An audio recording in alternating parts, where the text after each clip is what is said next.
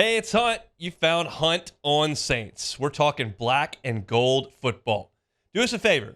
Hit the like button, share your comments below, and hit that subscription button so you can get all of our content. Enjoy. New Orleans Saints, who wrapped up mandatory minicamp this week. I'll take a break until training camp fires up in about 6 weeks or so. Luke Johnson will be there for all of it, and he's with us every single Thursday. Made some time for us later on because he had to do some interviews, actual real job work. But he's with us now on the Jim's Firearms Hotline. Luke, how are you? I'm good, man. I consider this my real job, too, hon. It's because we pay you so well, right? That's right. All right, let's talk about a few stories that developed over the last 24 hours. Juwan Johnson going to have some surgery and miss a little bit of time. What can you tell us, and how big an impact is that? Yeah, well, it's really hard to tell how much time he's going to miss. I think Dennis Allen has kind of learned his lesson about, providing some timelines for us because they never seem to actually follow those timelines. I think the feeling is generally that he should be ready by week one, but he's going to miss some time in training camp for this for sure. And I think we've seen guys. It's hard to just go from not playing at all to not having any camp, to just playing in the game. So I mean, they're going to have to find somebody who can fill that role in case he can't go, in case he's not ready, in case he's not ready to play the role they kind of envisioned for him.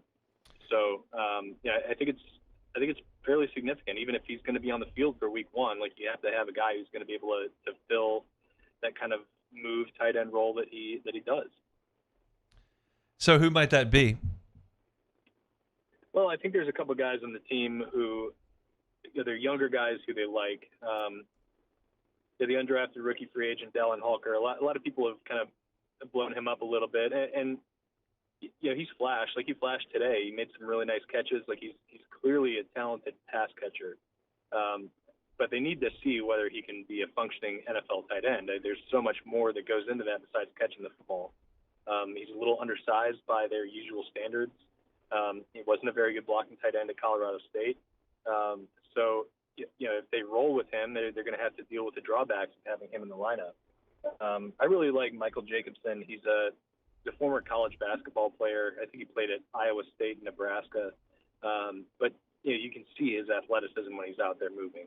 And he's kind of in a similar vein, right? He's a pass first, a pass catcher first, and he's still got a lot of room to grow as a blocker. But he's much bigger. He's 6'6", and give you a little bit more there in terms of length on the field. So both of those guys are extremely unproven. There was a report out yesterday by Kat Terrell over at ESPN that said Jimmy Graham hasn't closed the door. I don't know if you want Jimmy Graham out there playing 40, 50 snaps a game, but there's going to be options. And the good news is that this isn't going to be something that's going to keep Juwan out all season. How do you think Juwan does fit in to this offense? I think we all get kind of caught up in, well, what did San Francisco do? What did San Francisco do? And San Francisco had some real dudes on the offensive side of the ball. I mean, do you trust Juwan Johnson to be an upper-level tight end? I don't know. It's a tough question. If you would have asked me that same question last August, I would have said absolutely yes. He had an amazing training camp last year, and I think a lot of us were expecting a really big season out of him, and then it was just kind of a dud. He averaged less than 10 yards a catch. He's just kind of absent from the passing attack for most of the season, which is weird because throughout most of Derek Carr's tenure with the Raiders, he's throwing to the tight ends all the time. It just wasn't, the case last year in the Saints offense. It was really receiver heavy for the passing attack. So, I don't know. I don't know exactly how Juwan fits. When you look at what the San Francisco offense has been, obviously you look at George Kittle and George Kittle and Juwan Johnson are two completely different players. Juwan's a field stretching seam tight end. He's not going to give you a lot after the catch. Whereas that's where kind of George Kittle eats. I think that's why Brock Bowers was really going to be an option for this team if he was available in the draft. Because it's such a weapon if you have a tight end who can get yards after the catch. I just don't think that's a forte for Juwan. I still think he's a good NFL player, though. I'm not sold yet on his fit in this scheme. You all spoke with Marshon Lattimore. We understand that there may have been differences there, but he did show up for mandatory minicamp. How happy is Marshon Lattimore in New Orleans right now? I think I would place that at like out of 10, like a 6.5, 7.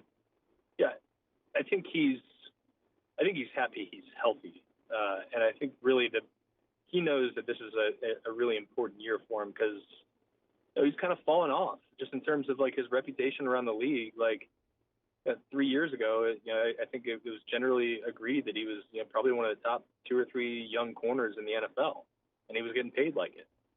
But he's missed so much time the last 2 years that people aren't really considering him like that anymore. Yeah, like when the whole trade talk thing was going on with the Saints, some people were like, can they get a 5th rounder for him? We're talking about a guy who is making $20 million a year, who is, one of the best young defensive players in the NFL the first couple of years of his career. So I think he's eager to prove himself again. But he's got to stay healthy. I think he missed 17 games the last 2 years. Off the top of my head, that might be wrong, but it's close. And when he was on the field, he was a little inconsistent. So he's got a lot to prove, I think, and I think it will only be beneficial for all parties involved if he stays healthy and has the year he's capable of. Because that means either the Saints are like, okay, he's still our guy, we can hang on to him, or if they decide to move on because they've got 3 pretty good corners behind him, then he's got trade value again. So it's just that is just so important that he doesn't have the sort of injuries that just keep him on the shelf for 8, 9, 10 weeks again. Chatting with Luke Johnson, covers the Saints for The Advocate on Twitter at @ByLukeJohnson. Alvin Kamara left. Reports are potentially that was contract related. Dennis Allen did not say that in his press conference, but what do you know about that situation? Yeah, it definitely is contract related. I spoke to a league source just about the time practice was wrapping up, and Alvin wants a new contract. This is effectively the last year of his deal. Although he's under contract for next year, he's not guaranteed any money. They can move on from him relatively painlessly next year. He wants a new contract, and I think he saw the deal that Christian McCaffrey just did with the 49ers, I think, and where it wasn't, I don't know if he's looking for Christian McCaffrey level money, but he saw, he got an extension. He's a running back approaching his 30th birthday. He got an extension where he's not making a lot more money, but he gets a little bit more security, a little bit more years in the deal.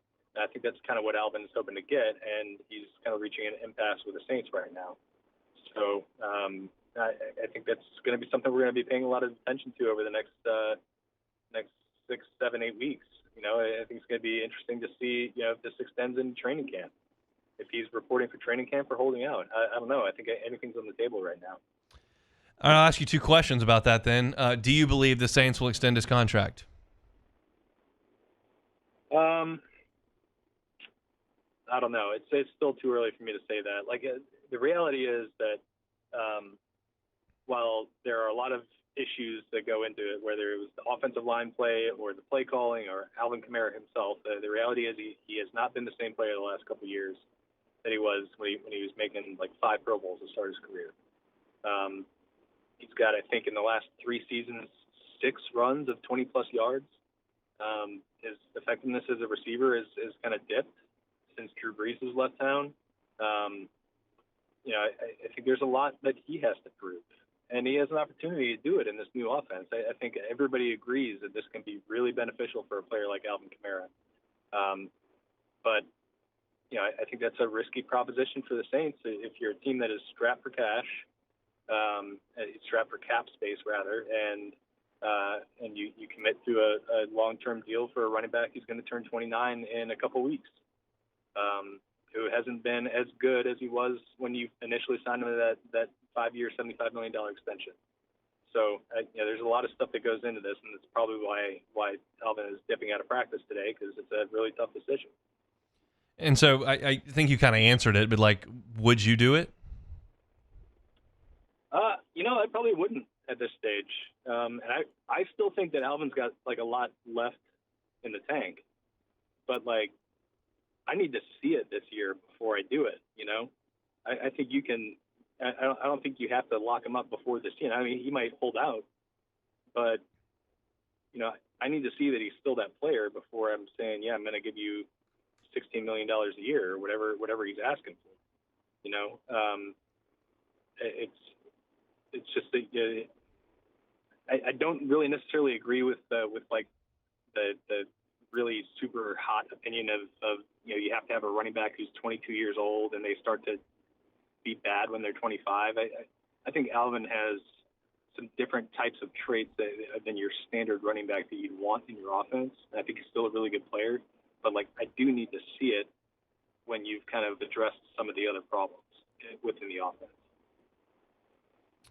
We shall see. Luke, we appreciate your time, man. Thanks.